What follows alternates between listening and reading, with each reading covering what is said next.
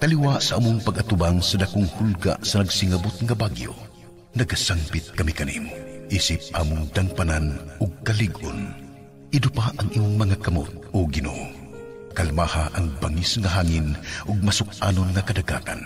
Padagay daya ang ulan nga sama ug imong gibisbisan aron mapalagsik ang kalibutan. Ug dili nga magdakini ug kadaot dinhi sa imong katawhan. Lingia nga adunay kaluoy katong anaa sa malisud nga sitwasyon. Panalipdi ang mga huyang ug nawad-an sa kusog. Bantayi ang among mga Pinoy-anan, among ug ang panginabuhian. Hupaya kami, o Ginoo, gikan sa kahadlok ug kakulang sa paglaom. Palig-una pa ang among pagsalig diha sa imong palaanong proteksyon. Gasiga ug giyahi ang padayong nagserbisyo taliwa sa mga hulga nga giatubang.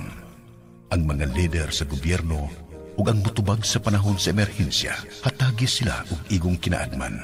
Kaisog ug magkahiusa ang ilang kasing-kasing samtang sila magbudlay aron pagsiguro sa kaluwasan ug kaayuhan sa tanan.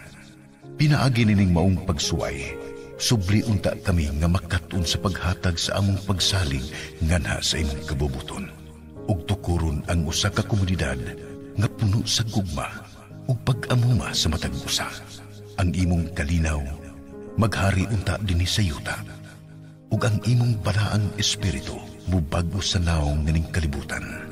Kining tanan among gipangayo pinaagi sa among Ginoong Hesukristo, imong anak nga buhi ug hari uban nimo ha sa kahiusa sa Espiritu Santo, Diyos nga usa hangtod sa kanturan. Amen.